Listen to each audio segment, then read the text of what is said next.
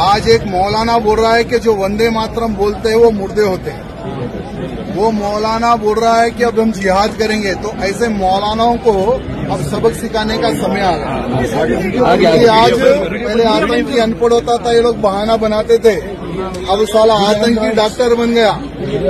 Doctor आतंकी बनकर गरीब लोगों को मार रहा है।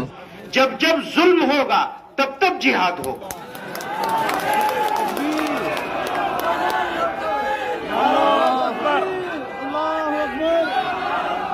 अस्सलामुअलैकुम दोस्तों, वेलकम टू मियां भाई न्यूज़। राजा सिंह का एक वीडियो वायरल हो रहा है और हर वीडियो की तरह इसमें भी राजा सिंह ने अपनी पुरानी सोच और नफरत भरी जुबान को फिर से दुनिया के सामने रख दिया। इस दफा ये मौलाना महमूद मदनी के एक बयान को लेकर बकवास कर रहा है। मौलाना ने सिर्फ इतना कहा था जब जब जुल्म होगा तब तब जिहाद होगा, लेकिन ये लाइन अंधभक्तों को समझ में नहीं आई या फिर शायद समझ कर भी ना समझने का ड्रामा कर रहे हैं। जुल्म के खिलाफ आवाज उठाना जिहाद है, हक के लिए खड़े होना जिहाद है, इंसाफ के लिए लड़ना जिहाद है। लेकिन व्हाट्सएप यूनिवर्सिटी के लोगों को जिहाद का मतलब सिर्फ और सिर्फ फसाद क्यों लगता है? क्यों उनकी किताब में सिर्फ इखलाक, मोहब्बत और इंसानियत के लिए जगह नहीं, सिर्फ नफरत और दुश्मनी के लिए जगह है? आज इंडिया में जो माहौल बना दिया गया है, मुसलमानों के घर गिराए जा रहे हैं, बुलडोजर के जरिए मोहल्ले जल रहे हैं, मस्जिदों पर हमले हो रहे हैं, तो अगर कोई इस जुल्म के खिलाफ आवाज उठाता है तो उस पर देशद्रोह का लेबल चिपका दिया जाता है। आज विश्व हिंदू परिषद बजरंग दल के लोग मौलाना महमूद मदनी के खिलाफ एहतजाज कर रहे सड़कों पर आ गए हैं। मौलाना महमूद मदनी का बयान किसी को डराने के लिए नहीं था, बल्कि जुल्म के खिलाफ खड़े होने के लिए था। ये आवाज अगस्त 1947 के बाद से नहीं, ये आवाज 1400 साल से चलती आ रही है। मतलब ये कि जुल्म के सामने खामोशी गुनाह है। जी हाँ, लेकिन राजा सिंह जैसे लोग जिसके पास ना इल्म है, ना तमीज, ना समझ,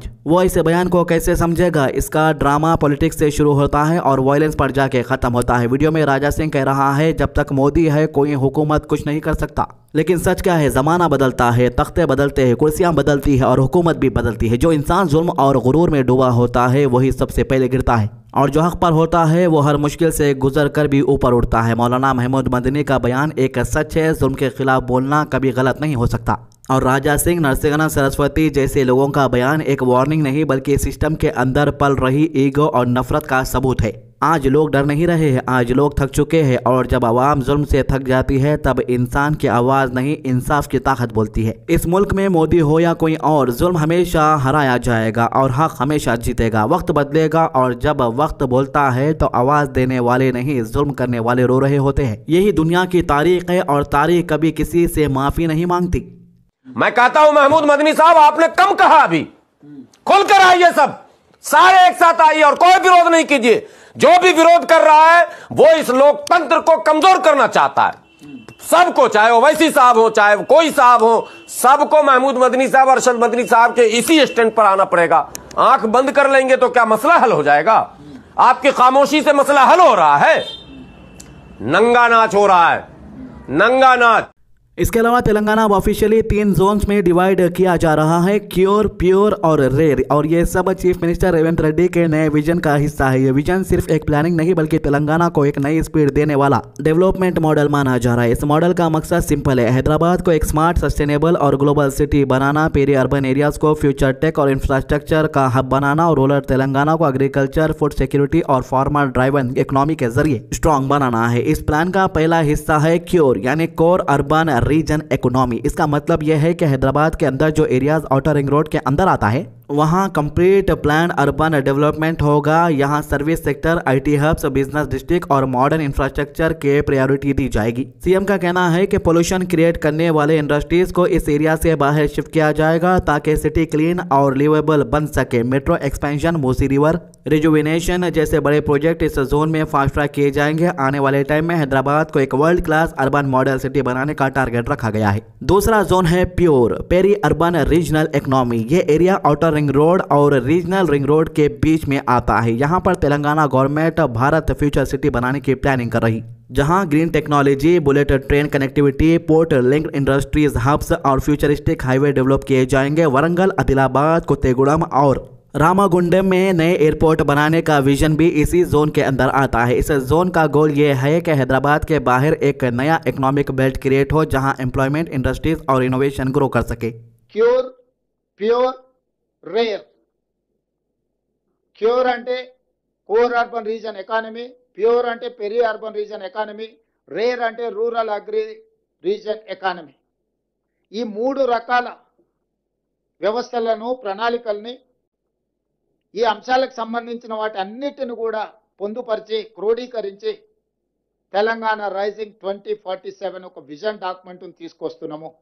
तो क्योर और प्योर के बारे में तो अपन बात कर लिया, बात करेंगे रेर की। तीसरा और सबसे इंपॉर्टेंट जोन है रेर, रूरल एग्रीकल्चरल रीजनल इकोनॉमी। ये रीजन रीजनल रिंग रोड से लेकर तेलंगाना बॉर्डर तक स्प्रेड होता है। सीएम के मुताबिक तेलंगाना की असली स्ट्रेंथ एग्रीकल्चर है और इसीलिए रूरल इकोनॉमी को इग्नोर करना पॉसिबल नहीं। इस जोन में फार्मर्स को डायरेक्ट इकोनॉमी पार्टिसिपेशन मिलेगा और सीड फार्मिंग, फूड प्रोडक्शन और न्यूट्रिशन बेस्ड डेवलपमेंट को प्रमोट किया जाएगा। यहाँ नए Ergo parks, food processing unit और रूरल इंडस्ट्रीज एस्टेब्लिश करने का प्लान बनाया जा रहा है ताकि फार्मिंग सिर्फ खेती तक लिमिटेड ना रहे बल्कि बिजनेस और इनकम का एक स्ट्रॉन्ग मॉडल बन सके। सीएम रेवंत रेड्डी का कहना है कि अगर तेलंगाना को सही तरीके से ग्रो करना है तो सिटी और विलेज का डेवलपमेंट अलग नहीं, कनेक्टेड होना चाहिए। यही वजह है कि ये तीन मॉडल क्योर, प्योर और रेर एक दूसरे के सपोर्ट सिस्टम बनेंगे। एक तरफ मॉडर्न टेक, बिजनेस और सर्विस ग्रो करेगी, दूसरी तरफ फ्यूचर कनेक्टिविटी और मेगा इंफ्रास्ट्रक्चर रेडी होगा और तीसरी तरफ फूड सिक्योरिटी और एग्रीकल्चर इकोनॉमी स्ट्रांग होगी। इस इंटीग्रेटेड अप्रोच का नाम रखा गया है तेलंगाना राइजिंग विजन डॉक्यूमेंट,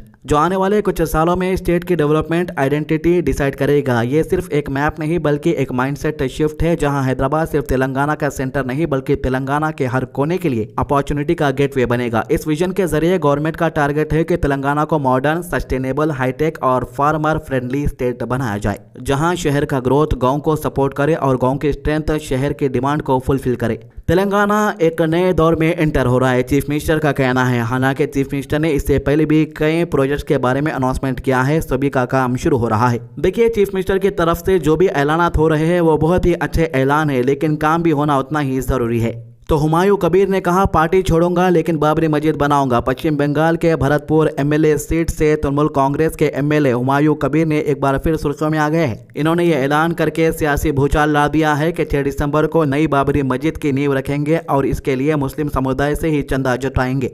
साथ ही इन्होंने तृणमूल कांग्रेस से इस्तीफा देने और दिसंबर 2025 तक अपनी नई सेकुलर पार्टी बनाने का भी ऐलान कर दिया है। हुमायूं कबीर ने कहा, मैं तृणमूल कांग्रेस छोड़ दूंगा लेकिन मस्जिद बनाऊंगा। मुस्लिम लोगों की मदद से, सरकार से नहीं बल्कि मुस्लिम कम्युनिटी से फाइनेंशियल मदद लेकर मैं बाबरी मस्जिद बनाऊंगा। किसी में हिम्मत नहीं है कि इस काम को रोक सके, मैं किसी से नहीं डरने वाला। इन्होंने जो ऐलान किया है वो बहुत ही बेहतरीन ऐलान है। हम चाहते हैं कि अल्लाह इनके इस काम में मदद करे। तो बिहार इलेक्शन में एआईएमआईएम ने 5 सीटें जीती है। इस जीत के बाद एआईएमआईएम नेता वारिस पठान की पॉपुलैरिटी में तेजी से उछाल भी आ गया है। अब बीएमसी इलेक्शन से पहले वारिस पठान एक्टिव हो गए हैं। जितने भी एआईएमआईएम के महाराष्ट्र के अंदर रैलीज हो रही है उसके अंदर भीड़ से आप अंदाजा लगा सकते हैं कि इस बार एआईएमआईएम कुछ ना कुछ बड़ा करने वाली है। एआईएमआईएम के लिए महाराष्ट्र के अंदर जितने भी म्युनिसिपल इलेक्शन हो रहे हैं, जितने भी एआईएमआईएम के कैंडिडेट मैदान में उतर रहे हैं, उनके लिए गुड न्यूज मानी जा रही है, क्योंकि बिहार में 5 सीटें जीतने के बाद एआईएमआईएम की पार्टी फॉर्म में है और इसी फॉर्म को कंटिन्यू रखने के लिए इनके सपोर्टर्स और वर्कर्स जोरों शोरों से काम कर रहे हैं। तो ये थी अभी तक की अपडेट। आज की अच्छी बात, हुजूर सल्लल्लाहु अलैहि वसल्लम ने फरमाया, बदतरीन आदमी वो है जिससे लोग उसकी बदकलामी के डर से मिलना छोड़ दे। सही बुखारी 6054। हमारे चैनल को सब्सक्राइब कीजिए, वीडियोस को ज्यादा से ज्यादा शेयर कीजिए, नमाज की पाबंदी कीजिए, कुरान की तिलावत कीजिए और दुआ में याद रखिए। अल्लाह हाफिज।